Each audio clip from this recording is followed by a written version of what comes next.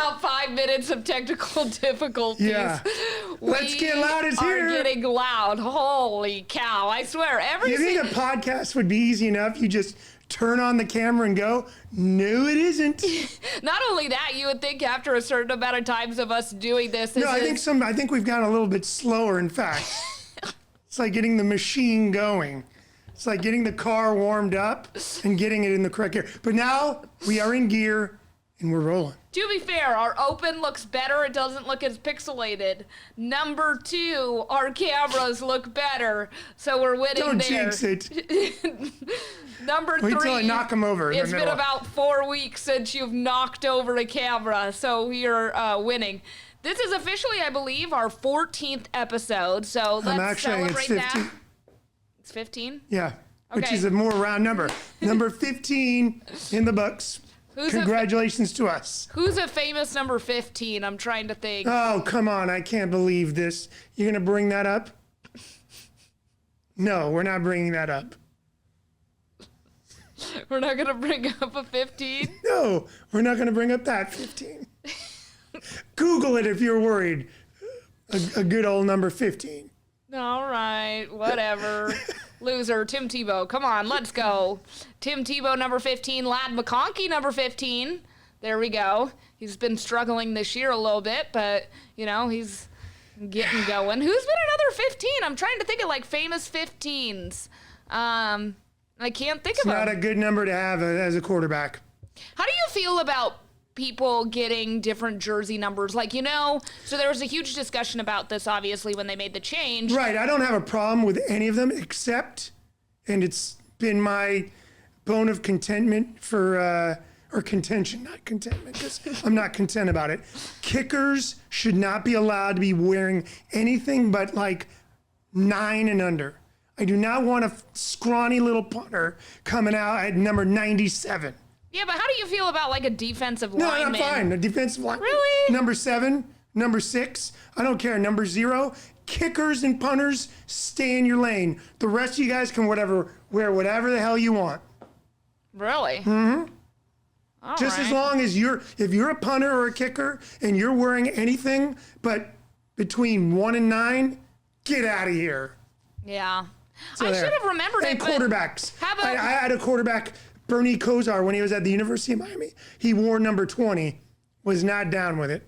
Okay. Yeah, I think it's kind of weird, to be honest. I don't mind it too much when it comes to quarterbacks, running backs, wide receivers, tight ends. But for those on the line, I do think it's weird when they're in single-digit numbers. I also don't... But you don't mind if they're in their 20s or 20, 27? I don't know. Just when I think of a lineman, I think between 60 and 99. Those are the numbers that I think. And so it's You don't want an offensive lineman wearing number 6? No. But you notice the offensive linemen don't. They keep to their high numbers. It's always those diva defensive players that have something different, or a linebacker, or whatever. Yeah. To be fair, Nick Bonito does that, and he is in the race for Defensive Player of the Year. He's having a good year. What number is he again? He's 15, There which you is go. funny.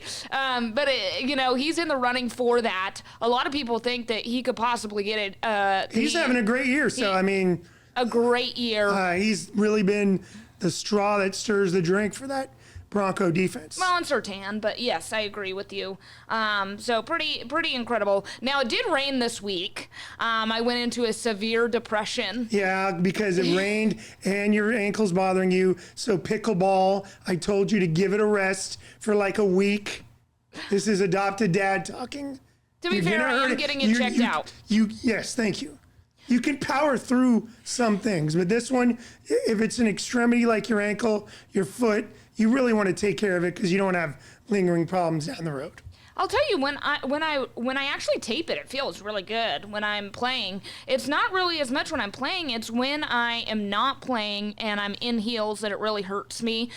Today, coming out of an interview, I actually almost ran into Sarah, and I don't know. I did something forward, and I was like, dang, wow, that just really... Even walking at work can tweak you. So next week, we'll see what happens there. My thing is I think they're just going to tell me to go to physical therapy, and then I'm going to be like, I'll just look up stuff online. No, go to physical therapy. You got time in the afternoon, and then you can say, hey, is it good if I go out and play a pickleball match? Yeah, but don't push it. So there you go. Will I do any of those things? Let's real quick, did you not want to touch on fantasy football at all? No, we can talk on fantasy football. We got a lot of time. I'm only good in one league, and that's yours. I am good in your league. Yeah. I am number 2. I'm back 2 games, but I'm still in second place, and that's really the only team that has any hope this year. Yeah, I will say I saw, in your league that game, and I was like, dang, you're really going to lose? I was like, wow. Come on, Kevin. It's looking rough. I think you're on the bench. I know. He didn't start Tebow, and I believe that you're in last place in that league, aren't you? Yeah, and it's crazy. So one of our league mates, Anthony Flores, he now has set the record on both ends of the spectrum. A few years back, 5 or 6 years ago, he had the highest score. He scored in a standard scoring league 184 points. Wow. With his team. This past week, he scored 32. Non-PPR. That's important to let people know. He only had 32 points this week. With my measly 64-point performance, had I played like 3 other teams, I would have won. But nope. I know. I lost to Ange this week. And let's not talk about the Dolphins either. I lost to Ange this week, 77-70, so just lost by 7 points. The problem is that Lamar Jackson continues to be out with that injury. He's going to be back after this bye week. I know, but how does that help me now? Is it too little, too late? Listen, I got 2 wins. Who's your other QB? I picked up Bo Nix. But you know who I'm really mad about, and this should be sacrilegious on his part, is I had to drop them because I didn't want to play him against the Eagles, drop the Denver defense. Guess who picked him up? Person that beat you? No, Brian Matthews. And he's a Raiders fan. Yeah, so that's come on now. Come on. Got to go where the points are. I got the Steelers D. The Steelers D performs every week. Yeah. Somehow they're 5-1. But I still have several injuries, so that's my problem. I think we all have injuries. Yeah. I have in one of my other leagues, I got 3 guys on the IR, and I don't know why I'm holding on to them. No, seriously. Mike Evans, it's really can tough. you play a game, please? But guess what? I did, in your league, grab Rashee Rice. So now that he's coming back, this could be huge for me. Also going to be big for those Xavier Worthy, holders in several leagues, because now they're going to have to see what happens. Also, the All-American Studs, that's my team in my league, are making a hell of a comeback. After starting 1-2 on the season, we are now 3-3 and thriving. And you know who you're playing this week? Yep. Those Dolphins did California. Okay, so next week we might have to be going back and forth with each other. I don't know. All my team's on a bye, so I got to start scouring the waiver wire. Scouring the waiver wire. I hate doing that. I love when you're on a bye against me. Bring it on, Donkey Kong. So anyways, what I wanted to talk to you about, and this actually got brought up in a conversation that I had, and I thought it would be perfect for us to talk about. Okay. So obviously rained this week, and because of it, I started singing that nursery rhyme. It's raining, it's pouring, the old man is snoring. He woke up, bunked his head, and couldn't get up in the morning. Okay? So, first of all, it's a very strange nursery rhyme. They're all strange. But I wanted to talk to you about that. Why are nursery rhymes either incredibly depressing, okay, about some tragic event, like Ring Around... That's how they did. That was their therapy back then. Ring Around the Rosie, like, did you know that's about the plague? Did you know that?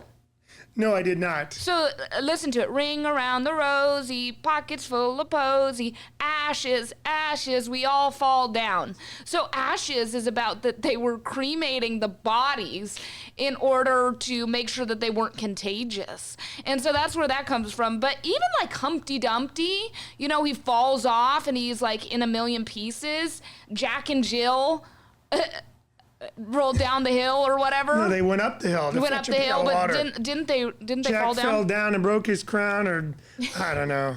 But is it not strange that all these things are about like extremely Right. sad? We don't even think about it now, but that's how they dealt. That was how they dealt with trauma. They made a nursery rhyme. Made a nursery rhyme out of it. But yeah, it is kind of weird. Really weird. But the Ring Around the Rosie, that's a shocker there. The plague. But even what's the one about the baby in the cradle on the tree? You're losing me on this one. The only one I know about the tree is the one people kissing in the tree. I don't even know that's a nursery rhyme. I can't remember it, but there's one about like a baby in a tree and it falls, and it's just like, man, this is so strange. Is that the one in the me. baby in the cradle or something? Yeah. Like that? What is that? I can't think of it. Man, this is so sad. I got Google brain. I gotta Google it. We have brain rot right now. Seriously, Google does too much for us. Since we last talked about those terms too, I have been using put the fries in the bag. And in fact, on the pickleball court, after we did that episode, there was like a Gen Zer, like an old Gen Zer, and it was like two Gen Xers, myself, and this Gen Zer, and the score happened to be 6-7, okay? So, of course, I have to go 6-7. So you could tell he thinks I'm cringe, right? So I keep on going, and I'm like, yeet. And then from there, I was like, Put the fries in the bag. exactly. Game over. Put them in the bag. Too hilarious. So what I was thinking about, what do you think, Kevin, if we came up with 5 terms that we wouldn't think that my older sister or my younger sister that's like older Gen Z could get? So one, I'm going to add one to the list. Okay. I don't think she knows what MapQuest is. MapQuest, right? MapQuest. I do not think that she knows what that is. Is there something from your generation or a slang that you guys used that she would either say wrong or Gag me with a spoon. gag me with a spoon? Okay, that's the second one. What Gag about, me with a spoon. do you think she knows what sprung is? I don't know. Rad. Rad. That's okay. rad. Rad. And let's have one more. What's one more thing? Why are you tripping? Why are you tripping? Okay. Why are you tripping? So I'm going to ask my sister that. I will report back on how many she knows or does not know. But Hopefully she doesn't have Google brain and Google it up. also, my mom might be mad if I mention this, but you got to mention it all. Mention it all. Holy cow, my parents are having a rough fantasy football season. The Longfellow Bombers, which is my dad, I give him credit because he's trying and he's close. He was supposed to be like projected wise. This is why the projections never matter. Kathy beat his ass last week. He was didn't even get 100 points. And we're in not only a PPR league, but we got like 15 players. And he got like 96 points.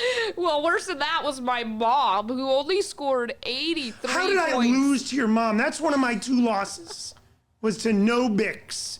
Are you kidding me? I And mean, then poor Leanne, her team lost. Her Cubbies lost in that game 5. And then now she text bombs me in the like 7th inning of every one of these Dodger games. Are you nervous? So what do you think? Yeah, I'm nervous. so the Broncos had not that great of a win, obviously, overseas No. this last A week. win's a win. A Even though win, but it you wasn't played that great. I can say it wasn't that great. I Right, mean, well, I'm happy. guess what? What am I supposed to say? Oh, the Dolphins had a morale building loss to the damn Chargers where your star defensive end got just tossed to the side like a little rag doll by Justin Herbert. That play right there that's going to be a defining play for the Chargers this year, because if he gets sacked there, they have to waste their timeout. They're like 30 seconds left. Instead, he like shakes off Jalen Phillips, goes to the left, stops, makes the throw to McConkey, number 15. McConkey makes the catch. Then he does a stop to get like 40 extra yards. Yeah, I mean, it And truly, Dicker, the kicker, ain't missing any field goals.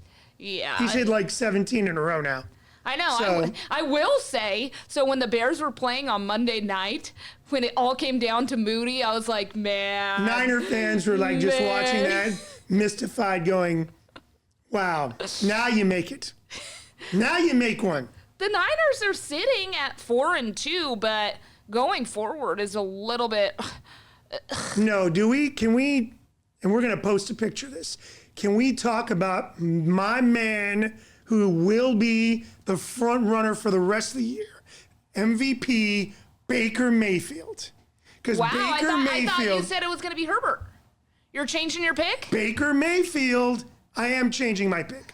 Baker Mayfield has nothing. He has no receivers. He was thrown to a guy that was an undrafted free agent, Division II. He wills his teams to win. He puts them on their back. Did you see that play that he made against the Niners? Yeah. Where the defense had him on a 3rd and 15, somehow sneaks out, gets the first down. Baker Mayfield has heart. That dude is the front runner now for the MVP, and the Bucks are 5-1. Yeah. No, it is pretty incredible. I'm ready for Bucky Irving to come back. Yeah, I mean, he really has no weapons. But the coaching Yeah. and the play by Baker Mayfield and their defense has done a decent job. So, I mean, that trio there has kept them alive, and now they're 5-1, and they're in an easy division. Yeah, talk about an I easy mean, division. although the Panthers have awakened from the dead. Well, and you can't forget that the Eagles are on a slide with the Falcons winning, too. So, Well, and think of the Tampa Bay's only loss was to the Eagles, and they almost came back and won that game. yeah. That really was the beginning of the slide for the Eagles, because they played a terrible second half in that game, and they have been diddly squat since. Yeah, they really have to turn it around. The Chiefs are also looking like they're starting to get hot, so that's a little bit concerning for I myself. now have Chiefs fatigue. My friend and mixed doubles partner Doug is a Chiefs fan. Yeah, he's Kansas all the way. Yeah, Kansas all the way. But he just asked me this week if we could watch the Chiefs and Broncos coming up in a few weeks. Did you tell him no? I first said, do you think this is a good idea to test It's our not a good friendship? idea. And he goes, I won't be mad if you say no. And then I was like, okay, I'll watch it with you with the condition that I might not be a nice person. Like that. Medeiros, can you imagine if you and I watched the Dolphins Broncos from a few years back? Are you saying it's going to be like that? No, but what I'm saying is you couldn't even handle me just sending you a text of Flipper doing his push-ups. Oh my, okay, to be fair. This is going to ruin your doubles partnership. I hope not, but I'll get back to you on that. Yeah. We're going to take a quick little break real quick, and then we'll be right back with some more exciting Let's Get Loud content.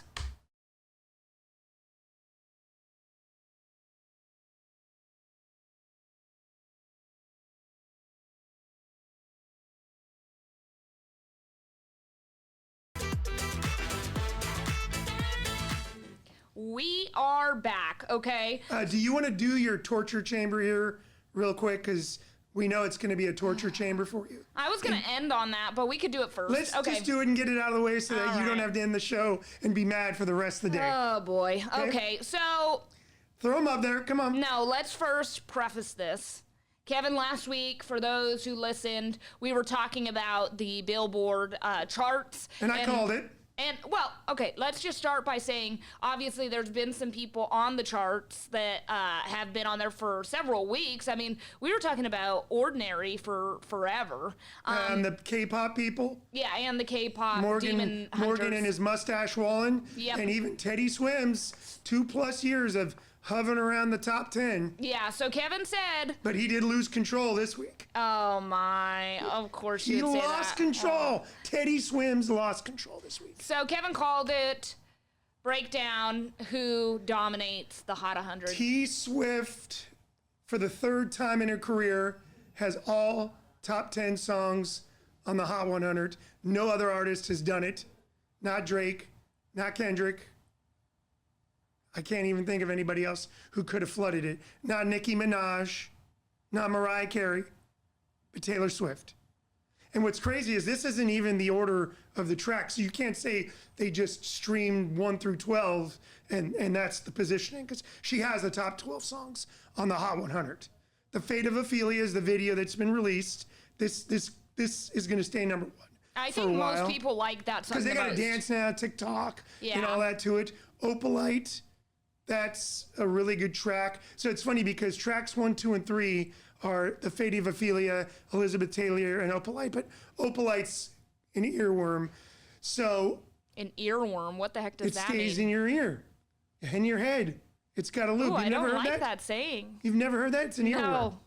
When you hear something and you can't get it out of Ugh. your head, like a song, and you're like, and you may not like it or you might like it, but you're like, oh, that's an earworm. That's not going to leave my head. Okay. So those 2 songs, Wood is about you know who, Yeah. and that's number 5. And on the top 200 albums, obviously she set records. She sold the most. Do you want me to go to that since next? Adele, yeah, since Adele, she sold the most in 1 week, opening week, knocking K-pop Demon Hunters out of the top spot. And now she has the record for a solo artist, 14 number 1 albums. There's only one musical entity that has more number 1 albums in their career, and that would be the Beatles at 19. So she's got a ways to go, but that's pretty impressive. Total chart domination, whether you're a Swiftie or not, whether you're a hater or a lover, you can't deny the impact she's had on pop culture. Really. Yeah. Yeah, I mean, it is pretty incredible. I mean, even what's shocking to me is people seemed online to not even think that it was that great of an album. I think what happens is, too, you get into your algorithm, and if you start looking at some of those, all you see is the haters, and you don't get the other half. And then you get people that are just not even on social media that are either Swifties or big pop music fans that really like the album. So I've heard some criticism of it. I think it's very poppy. Of course, it's not going to be a downer like some of her other albums because she's happy. She's in a relationship. She's gotten engaged. So, you know, God forbid her making an album that's poppy, light, and fun because she's in a great mood and she's in love. Yeah. So I enjoy the album. It's been on my rotation on my bike ride in. Very catchy, and just really, really enjoy it. Is it, you know, the greatest album of all time? No. Is it a solid pop offering? Yes. Okay. All right. Kevin's take on, what is it called? The Fate of Ophelia? No, that's the song. It's The Life of a Showgirl. Sorry, I'm not a Swiftie. I know. I know people come for me all the time because I'm not, but whatever. A couple of crazy things. You mentioned Mariah Carey. So she was on the Jennifer Hudson show. I did not realize that she refused to do the chant coming in. So she wouldn't do one of those videos. Have you seen the Jennifer Hudson where whoever's the guest goes through a tunnel and they like shout for them and that kind of stuff? Do you think Mariah Carey is going to do that? Why wouldn't she do that? She's the ultimate diva. She Okay, ain't going to do that. but then- She's Mariah. She don't have to do that. So when she went on the Andy Cohen show, because I'm a big trash TV fan, she actually, in order to go on the show, told him that she had to sit on the left seat. Okay, he sits in the left seat always. For that episode of Watch What Happens Live, he didn't have another guest, and she sat on the You left. know why? It's probably her good side. And I can't believe this. She brings her own lighting. I mean, you gotta love someone that loves good lighting. Maybe we need some more good lighting in the station. Well, I'm but- going to tell you, that's when you know you're powerful. You're like, boo, love you, but I'm bringing my crew in to Yeah. lighten me up. Does she have a wind machine too? Wouldn't surprise me at this point. So that was the. Oh, Mariah, don't worry. You know it's coming soon. Talking about people that are over T Swift and everything. We are, but what, like a month, maybe a month and a few days from what? What happens at the end of November? Thanksgiving? I don't know. Oh, Christmas. Yeah. And people what love happens? Mariah. Christmas Queen Yeah. gets unlocked, and she'll be hitting number 1 once again with the same song that she's hit number 1 with a billion gazillion times. All I want for Christmas. And I know there are people out there, they are itching to just rip the Band-Aid off and start playing Christmas songs once Easter's over. They just run roughshod over Thanksgiving, and I'm one of those people that likes that. Sorry. I'm like, wait till Turkey Boy gets out of the house. All right. Sorry, I like it. What's Now wrong I'm all for you playing that music and putting your tree up before Thanksgiving, because you know what? It's great putting a tree and decorating the house. Just do a little Thanksgiving stuff. But Yeah. I'm cool with people putting up lights and stuff towards the middle of November. Because, man, if you've got a sick display, why do you only want it up through the new year? Yeah, I will say there's some crazy skeleton stuff now where people even use it people for... have gone Halloween overboard. No, but not only that, but sometimes it bleeds over to other seasons. Right, no, they'll leave the skeleton up and put like a Santa hat on him and light up his rib cage or something. Yeah, but I guess we've kind of been doing that for a while because The Nightmare Before Christmas. Also, just a quick little mention, Dennis Quaid releasing a Madeira documentary. Oh, I saw that. And so that's going to come out. They did a little teaser at the Board of Supervisors, so that's pretty cool. Yep, and you know what else is cool? As we go into this taping, the Dodgers will be looking to go 3-0 on the Milwaukee Brewers, a team that they couldn't beat during the regular season, yet have taken the first 2 games in Milwaukee. I'd be remiss. And we're doing it without Shohei Ohtani doing a damn thing. You're You're really jinxing your team, but I'll let you do it. All right, let's get loud. We'll see you next week, guys. Peace out.